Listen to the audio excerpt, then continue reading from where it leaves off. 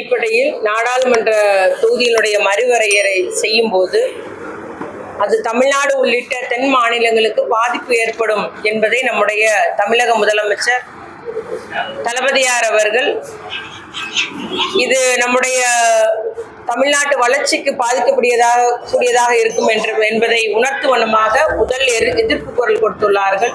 அதற்கு தென் மாநிலத்தில் உள்ள பிற பகுதிகளில் எல்லாம் நல்ல ஆதரவு வந்துள்ளது. பிற தலைவர்கள் எல்லாம் அதை உணர்ந்து நம்முடைய முதலமைச்சருடைய குரலுக்கு ஆதரவாக பேசி வருவது நாம் எல்லாம் அறிந்தது. குடும்ப கட்டுப்பாடு திட்டத்தை மிக தீவிரமாக செயல்படுத்தி நாம் இருவர் நமக்கு மூவர் என்று ஆரம்பிச்சு, பின்பு நாம் இருவர் நமக்கு இருவர் என்று ஆரம்பிச்சு, இன்னைக்கு நாம் இருவர் நமக்கு ஒருவர் என்ற அளவிலே அரசு தீவிரமாக செயல்படுத்தி அதன் மூலம் வளர்ச்சி பணிகள், கல்வி, எல்லாருக்கும் கல்வி கொடுக்க வேண்டும் என்றெல்லாம் திட்டத்தை செயல்படுத்தி வருகிறது. தென் மாநிலத்திலேயே கேரளா உள்ளிட்ட மாநிலங்களிலே அந்த பிறப்பு விகிதம் என்பது குறைவாகத்தான் உள்ளது. ஆகவே மக்கள் தொகை கணக்கெடுப்பின் அடிப்படையில் நாடாளுமன்ற தொகுதிகள் மறுவரை செய்யப்பட்டால் நம்முடைய தொகுதி அளவு குறையக்கூடிய அளவில் நமக்கு பாதிப்பு உள்ளது. தமிழகத்துக்கு ஒரு பெரிய பாதிப்பு ஏற்படும். தமிழகம் மட்டுமல்ல, தென்பக் மாநிலங்கள் எல்லாமே, கேரளாவில் கூட 8 தொகுதி குறைய உள்ளது என்பதை நம்முடைய அந்த ஆபத்தை முன்கூட்டியே நம்முடைய முதலமைச்சர் அவர்கள் நமக்கு உணர்த்தியுள்ளார்கள். கடந்த 2024 பிப்ரவரி மாதம் கூட ஒரு தீர்மானம் கூட நம்முடைய சட்டசபையில நம்ம நிறைவேற்றியுள்ளோம்.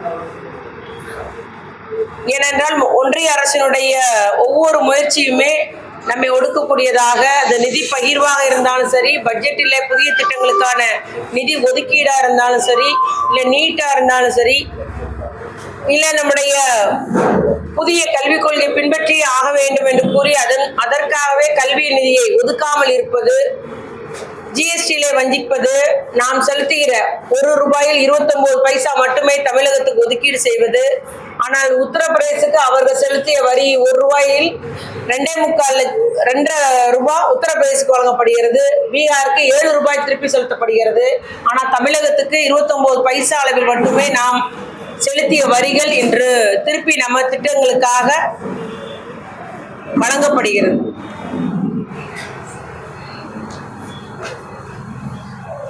ஆகவே இந்த மாதிரி தொடர்ச்சியாக தமிழகத்தை வஞ்சிக்கும் நிலையில் உள்ள ஒன்றிய அரசு கடந்த நாடாளுமன்ற தேர்தல் பிரச்சாரத்தின் போதும், மகளிர் இடஒதுக்கீடு செய்த அந்த விவாதத்தின் போதும், மக்கள் தொகை அடிப்படையில்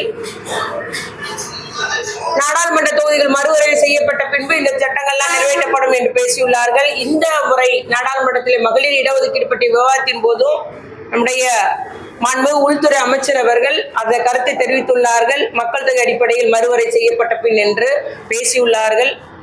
ஆகவே இது நமக்கு பேராபத்தை விளைவிக்கும். அரசு திட்டங்களை, அரசுடைய கொள்கைகளை முறையாக பின்பற்றி வளர்ச்சி திட்டங்களை நோக்கி வளர்ச்சி இலக்குகளை அடைந்த மாநிலங்கள் பாதிக்கப்பட்டு விடக்கூடாது. நம்முடைய தமிழகத்தினுடைய பிரதிநிதித்துவம் உள்ளிட்ட தென் மாநிலங்களுடைய பிரதிநிதித்துவம் நாடாளுமன்றத்தில் ஒழிக்கப்பட வேண்டும் என்பதற்காக தான் நம்முடைய முதலமைச்சர் அவர்கள் இந்த ஒரு குரல் கொடுக்கிறார்கள் என்பதை நான் இங்கு கூறிக்கொள்ள விரும்புகிறேன்.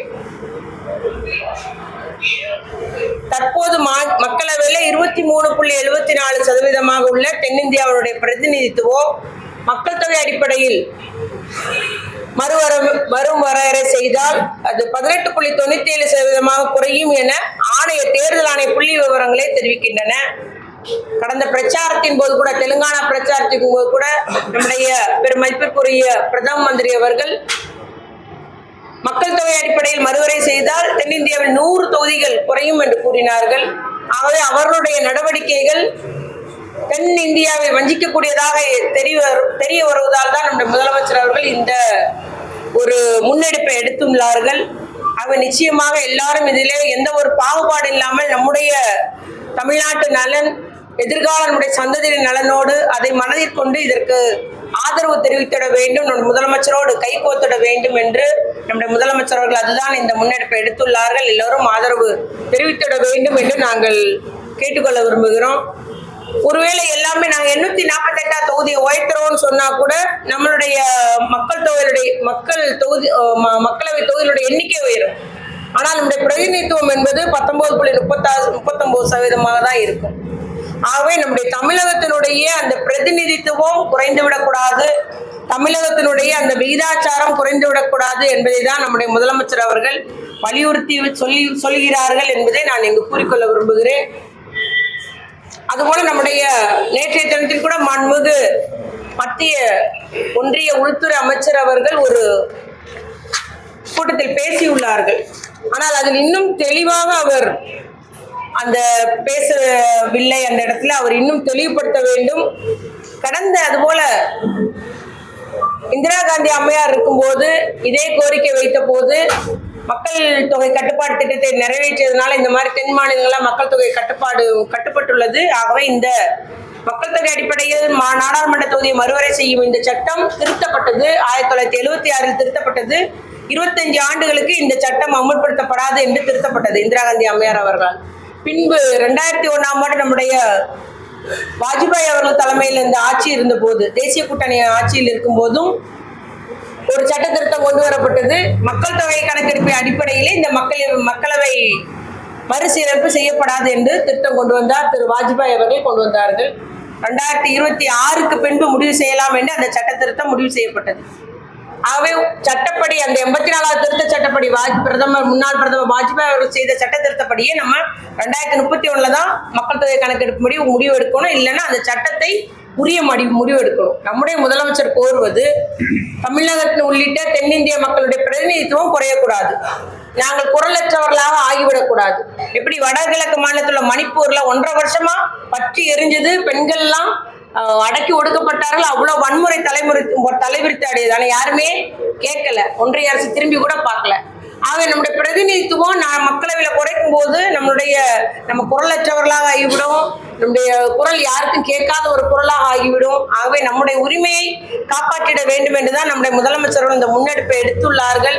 அதற்கு பல்வேறு தரப்பினரும் அனைத்து அரசியல் கட்சியினருமே இதுக்கு ஆதரவு தர வேண்டும் என்று நான் அன்போடு கேட்டுக்கொள்ள விரும்புகிறேன்.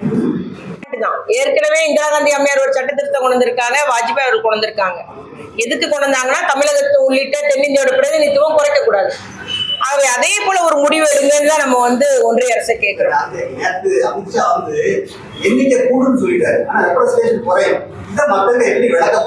இப்ப விளக்கிருக்கோம்லங்க, அது மாதிரி எல்லா கூட்டத்திலும் நம்ம பேசும்போது புரிஞ்சுக்கிடுவாங்க எல்லா மக்களும், நம்ம கேரளா உள்ளிட்ட எல்லா மக்களுமே.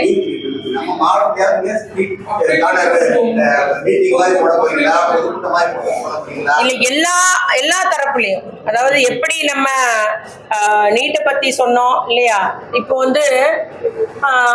குஜராத்தா இருந்தாலும் சரி, உத்தரப்பிரதேசம் ஒரே ஒரு லாங்குவேஜ் அவங்க வச்சிருக்கிறாங்க, ஹிந்தி மட்டும்தான் அவங்க புழக்கத்துல இருக்கு. அவங்களுடைய தாய்மொழி எல்லாம் வழக்கத்துல இல்ல, பேசப்படல, அழிந்து போன மாதிரி தான். இப்போ நம்மளை மட்டும் 3 மொழின்றாங்க.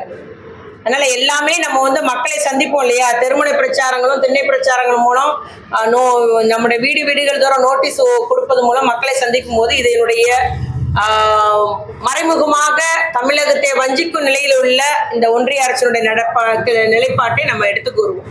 அது ஒன்றிய அரசு நிச்சயமாக தமிழகம் உள்ளிட்ட தென்னிந்தியாவுடைய விகிதாச்சாரம் குறையாதபடி, பிரதிநிதித்துவம் குறையாதபடி சட்டப்படி ஒரு நடவடிக்கை எடுக்க வேண்டும், இல்லை மீண்டும் சட்ட திருத்தம் கொண்டு வர வேண்டும் என்பதுதான் எங்களுடைய முதலமைச்சர் அவர்கள் ஒன்றிய அரசை வலியுறுத்துகிறார்கள். அதுதான் நாங்க கோரிக்கையை கேட்கிறோம், செய்யுங்க, எங்க உரிமையை பாதுகாக்க.